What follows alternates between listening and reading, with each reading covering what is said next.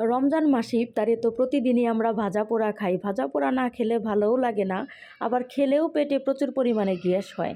তাই আজকে ভাবলাম আজকে ভিন্ন কিছু দিয়ে ইফতার করব। তো আমি আজকে আমার পছন্দের দুইটা তরকারি রান্না করব। একটা হলো পাবদা মাছ দিয়ে করলার ঝোল, আর একটা হলো শুটকি ভুনা। তো এই দুইটা তরকারি আমার খুব পছন্দের, প্রতিদিনই তো সবার পছন্দের রান্না করি। তো ভাবলাম আজকে আমি আমার পছন্দের কিছু রান্না করি আর এটা দিয়ে ইফতার করব। তো আমি এইখানে এই যে মাছ রান্না করব, তো এর জন্য মাছটাকে ভেজে নিব। এর জন্য আমি কড়াইতে তেল গরম হতে দিছি। এই চামড়া ছাড়া মাছ ভাজি করতে গেলে তেল ছিটে প্রচুর পরিমাণে, এর জন্য আমি এখানে সামান্য পরিমাণে লবণ দিছি।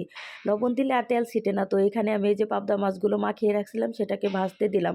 তো এটা ভাজা হওয়া পর্যন্ত আমি এই যে দিয়ে রাখবো। তো ভালোভাবে উল্টে পাল্টে এটাকে ভেজে নেবো। এই যে এটা প্রায় ভাজা হয়ে গেছে। এটা ভাজা হয়ে গেলে আরেক পাশে আমি করলাটা কষিয়ে নিব, তারপর করলার মধ্যে মাছগুলো দিয়ে দিব। তো এখানে আমি আরেকটা চুলা জ্বালিয়ে দিলাম। এই চুলার মধ্যে আমি করলাটা দিয়ে দিব। তো করলাটা দেওয়ার জন্য এখানে আমি তেল দিব, তারপর পেঁয়াজ কাঁচামরিচ ভালোভাবে একটু মিডিয়াম আঁচে ভেজে নিব। তারপর এর মধ্যে সব ধরনের মশলা আমি অ্যাড করে দিছি। এখন আমি এর মধ্যে করলাগুলা দিয়ে দিব, দিয়ে ভালো করে কিছুক্ষণ কষিয়ে নিব। তো এই যে মশলাটা কষানো হয়ে গেছে প্রায়। মশলাটা কষানো হয়ে গেলেই আমি এর মধ্যে করলাটা দিয়ে দিব। তো এই যে এখন আমি করলাটা এর মধ্যে দিয়ে দিলাম, দিয়ে এখন আমি এটাকে ভালো করে কিছুক্ষণ কষিয়ে নিব। তারপরে যে ভেজে রাখছিলাম পাবদা মাছগুলো এখানে দিয়ে দিব। তো এটাকে আমি পাবদা মাছ দিয়ে করলার একটা ঝোল করব। এটা আমার কাছে অনেক বেশি মজা লাগে।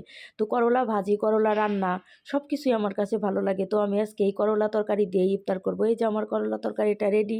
তো এদিকে আমার এই যে শুটকি বোনাটাও হচ্ছে। আজকের ভিডিওটা এই পর্যন্তই। করলা দিয়ে